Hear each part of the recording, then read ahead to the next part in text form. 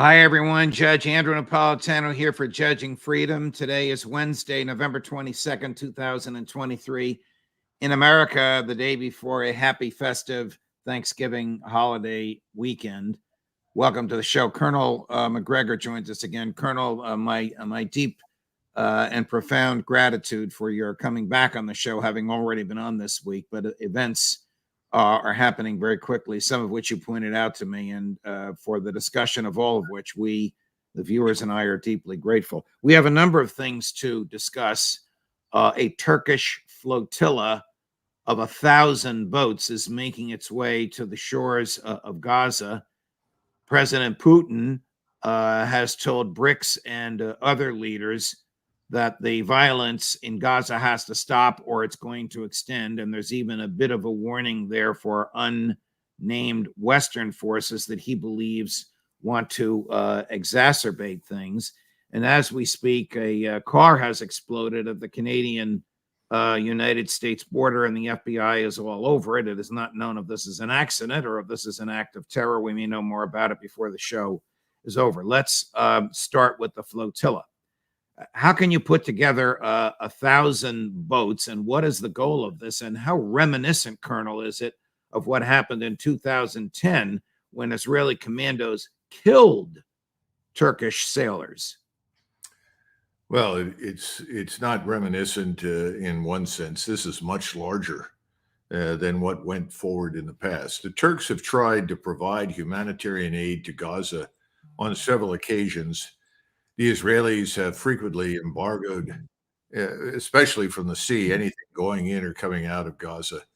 And so in 2010, some IDF commandos landed on board the ship. And as you pointed out, 10 people were killed, and some of them were Turkish soldiers.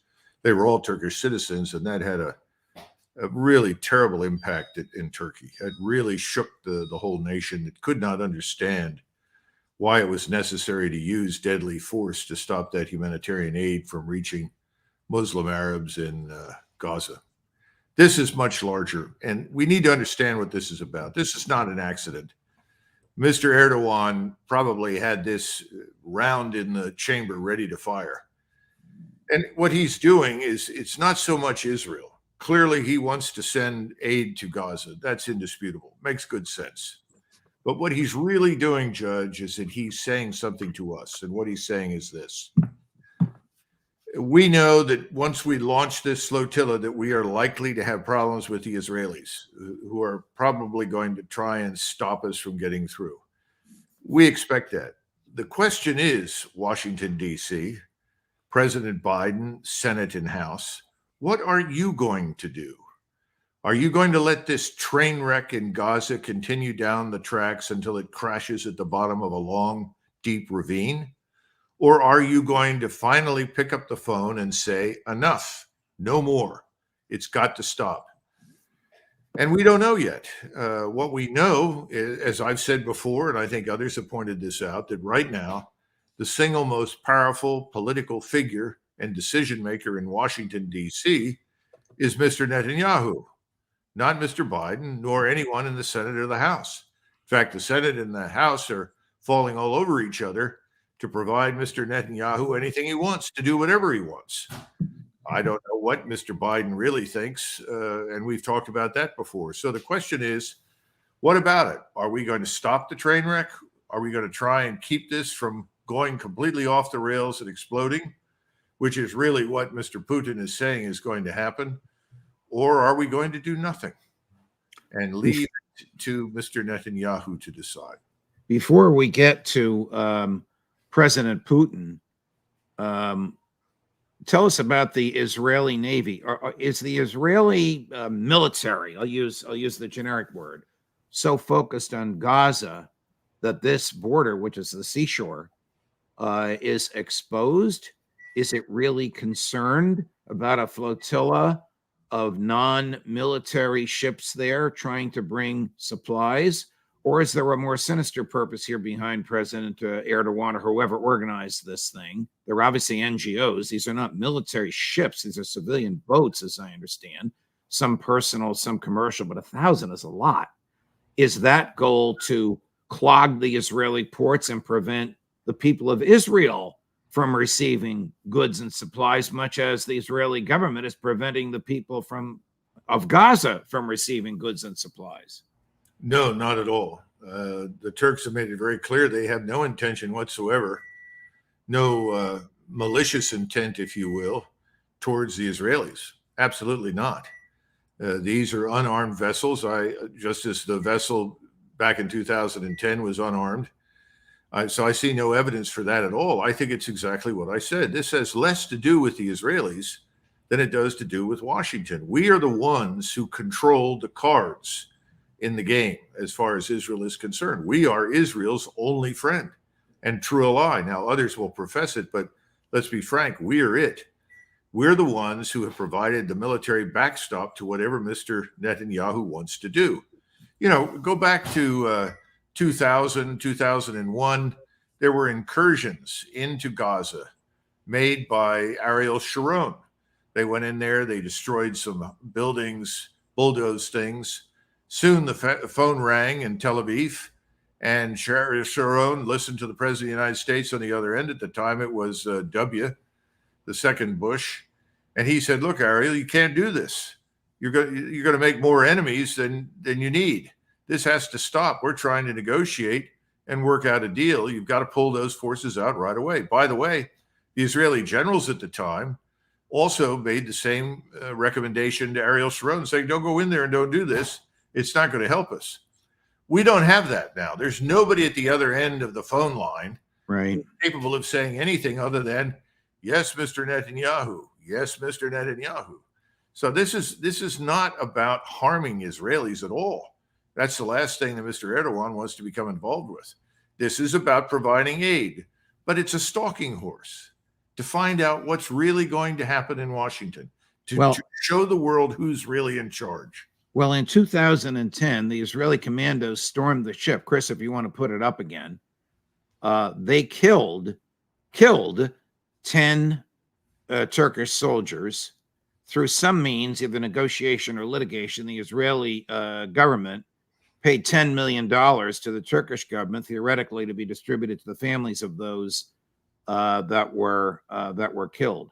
Do you expect a confrontation like that this time? Will the Israelis do everything they can to prevent these NGOs, non-government organizations, from delivering food, water, and fuel to the poor people in Gaza? I don't know, but I suspect there will be an attempt to minimize it, if not stop it altogether, because the Israelis are at war. Their view is that they face an existential threat from Gaza in the form of Hamas. Now, keep in mind that Hamas is a school of fish swimming in an ocean. In order to get to Hamas, get the school of fish, you have to drain the ocean. Now, whether or not they'll ever get to that school of fish is open to debate, but Mr. Netanyahu is draining the ocean. He wants to expel that population. That's the point. Now, some people want to call it genocide. I'm reluctant to use that word. I think expulsion is certainly justified, and there's plenty of evidence, as you pointed out the other day, especially with regard to that refugee camp, for some decisions that certainly are criminal or at least border on it. But the bottom line is that that's what he's up to. That's what he wants to do. He has the backing of probably 85% of the Jewish electorate. They've had it with Hamas. They've had it with Gaza. So the only way this stops, as Mr. Erdogan knows, is for the president of the United States to intervene and stop it. So that's what this flotilla is really all about. While all this is happening, President Putin spoke to a group of BRICS leaders and religious leaders, and he told them that he condemns collective punishment. So, Chris, Russian President Vladimir Putin speaking with the president of South Africa. We call for joint efforts of the international community aimed at de-escalating the situation, a ceasefire, and finding a political solution to the Palestinian-Israeli conflict. And the BRICS states and countries of the region could play a key role in this work.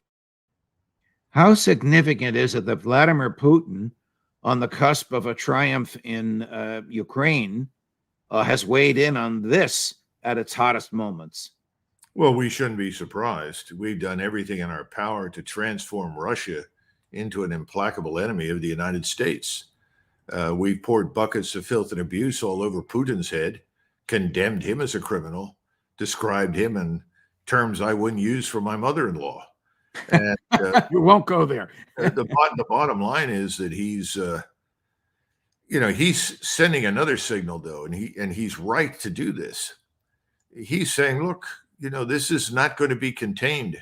You're on a road to spreading this conflict because Putin is being in touch with Erdogan, Raisi, Nasrallah, Assad, the King of Jordan, General Sisi, all the principal figures in this drama. So he knows how serious this is. We're the ones that refuse to take this as seriously as it should be taken. And this is my concern about Israel. The Israelis aren't taking it seriously. They think they've got us and that we can stop anything. We can't stop anything. In other words, if this runs out of control, we are limited in what we can do. And the Israelis don't seem to understand that. The American people, I don't think, are even engaged. And so he's really speaking to Washington, and he's trying to say, look, this is very dangerous. And by the way, you can infer from this that he will stand behind Iran and potentially Turkey and the others in the region if they are drawn into the conflict with Israel and the United States. Colonel, does stand behind mean PR statements or military stand behind? I think it also involves military power, just as we are involved militarily with Israel. And I think we have to take that into consideration. It's not something that he's going to look for as an opportunity. Right.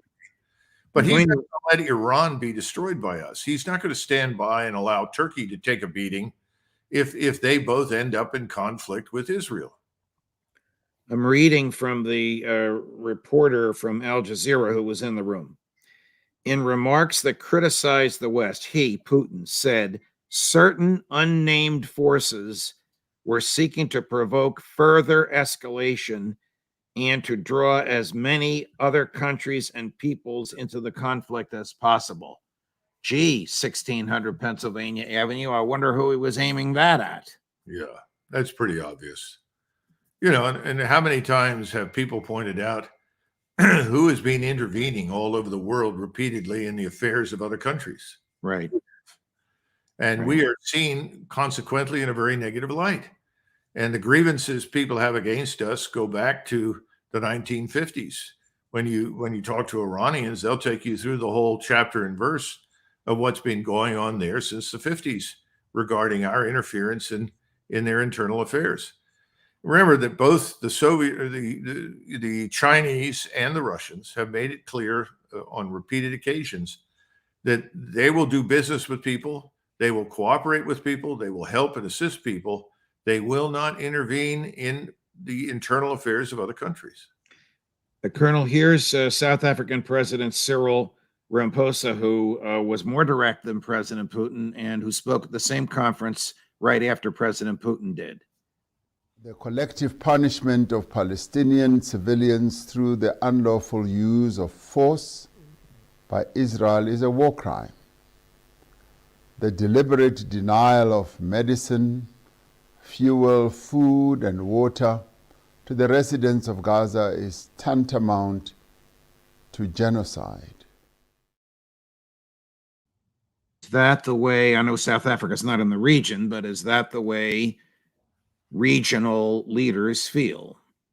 Oh, I think so. I don't think there's any question about it. He's simply echoing the sentiments of virtually all of the Arab states, the Iranians, the Turks, the states in North Africa, Central and South Africa. Everyone is watching this. The Chinese certainly are. And remember, these are people who've lived in countries where those things were denied from time to time for various reasons, wars or authoritarian governments. They know what that means. They know what famines do. They understand what mass deportations mean, mass expulsions. All of these people have been through these things. So unsurprisingly, they're very sympathetic to the Arab population in Gaza.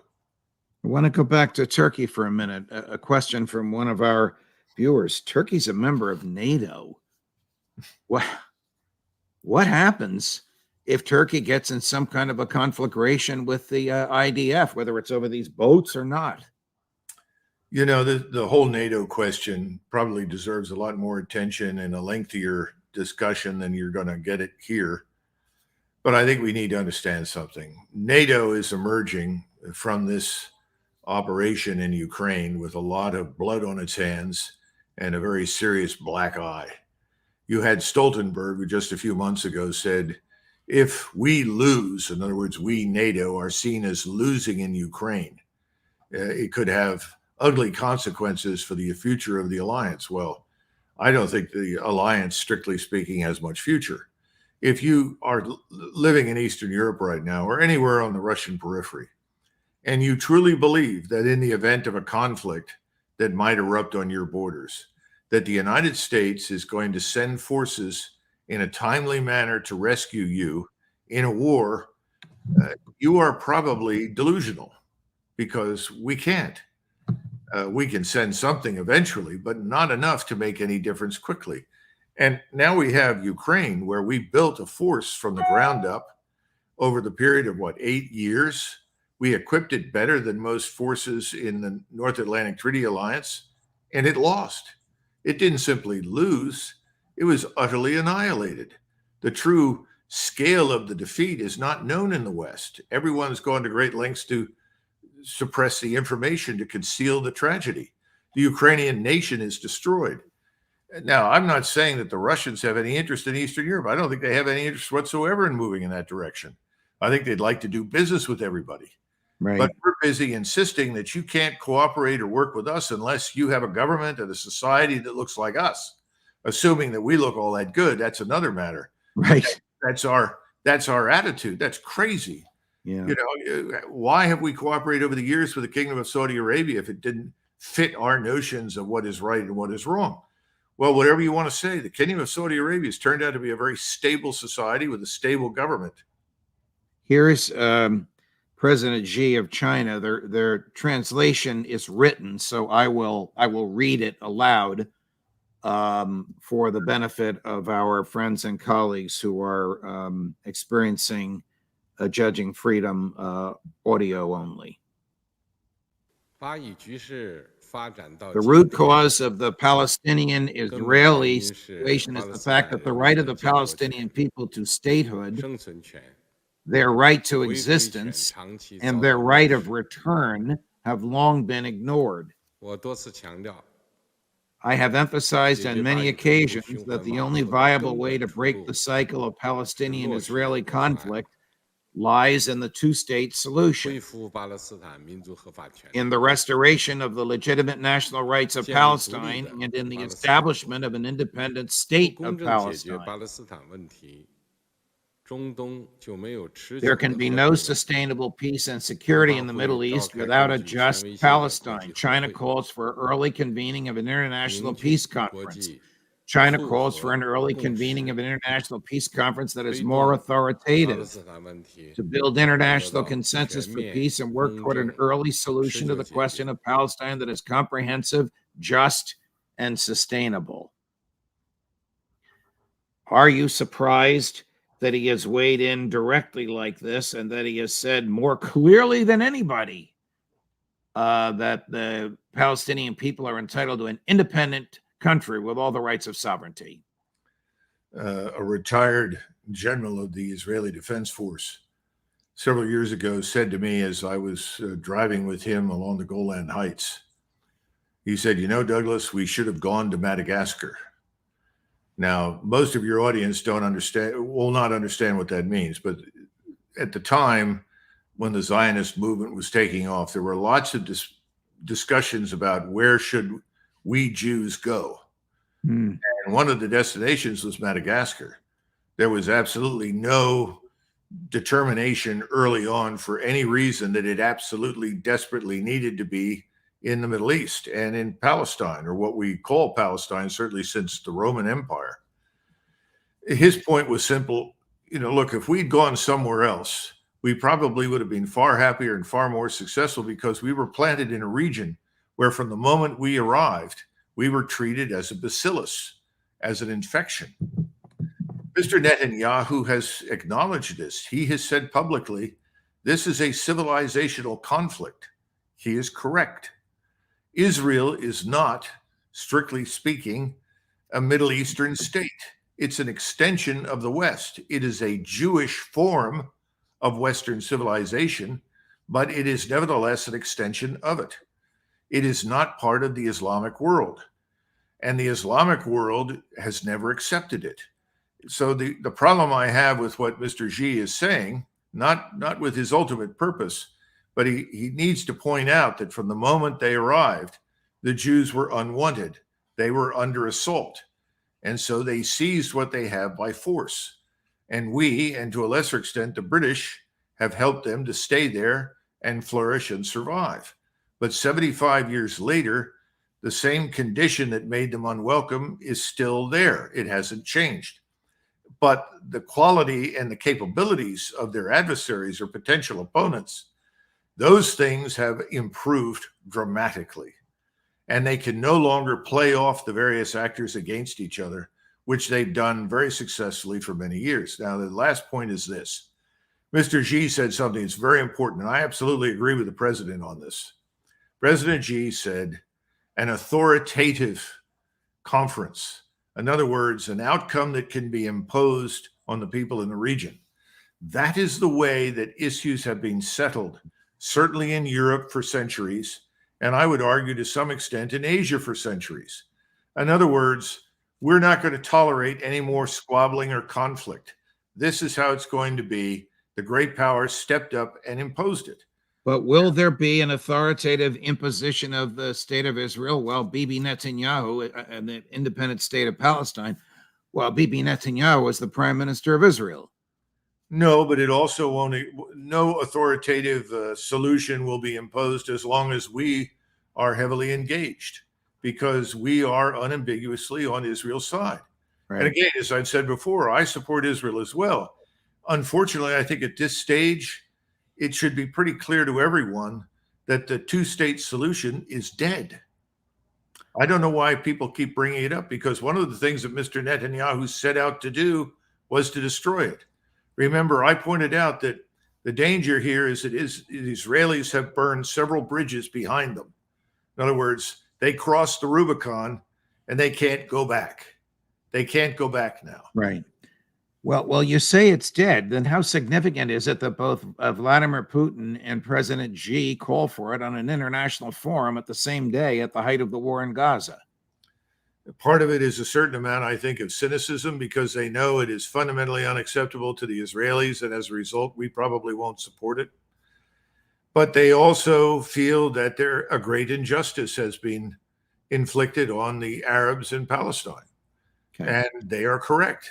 The Arabs have suffered an injustice. This injustice is very old, go all the way back 75 years. There's no question about it. But that's not going to change because you now have a state in the region. And the key question is this. All right, Hamas, under what conditions can you live in peace with Israel? Answer that question. Then you turn to Mr. Netanyahu and say, Mr. Netanyahu, under what conditions can you and your government live peacefully with your neighbors, specifically the Muslim Arabs on the West Bank and those in Gaza? They've got to answer those questions. Until you've answered those questions honestly and openly, it's pointless to hold a conference. Last subject, I'm checking my iPhone. I don't see anything new on the explosion at the American-Canadian border. But you seemed very concerned about this when we emailed each other before we came on air. Do you know any more about it, Colonel? No, but my concern stems from the following. Go back to 2001. When that tragedy in New York occurred, the very first action that was required was not to invade someone else's country. It was to close our borders, secure our ports and airports, and find out who was actually in the country. We didn't do that. What we did was talk about invading other people's countries, Afghanistan and ultimately Iraq. And that was a serious mistake. I don't know what will happen now, but I do remember sitting on an aircraft flying down to CENTCOM in January of 2002 and having a short, amicable, but nevertheless short argument with a passenger who kept saying, you know, this is Iraq. They're behind this. We need to get rid of these Muslims. We need to get rid of these Arabs. And I said, well, first of all, I don't know who was on the airplane, but it remains to be seen that Iraq or anybody else had anything to do with this. Haven't you ever heard of anything called Al-Qaeda? Of course, that went nowhere.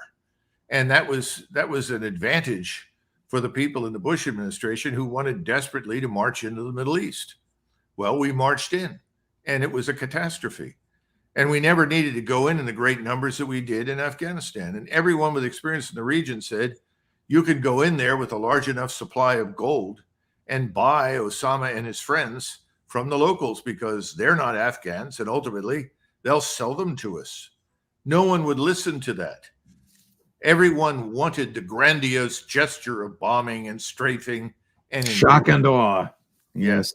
Colonel, before we go, you have an interesting interview yourself this weekend with one of the most fascinating persons, a friend of mine, as you know, on the American political scene. Tell us what this is and where and when we can watch the interview.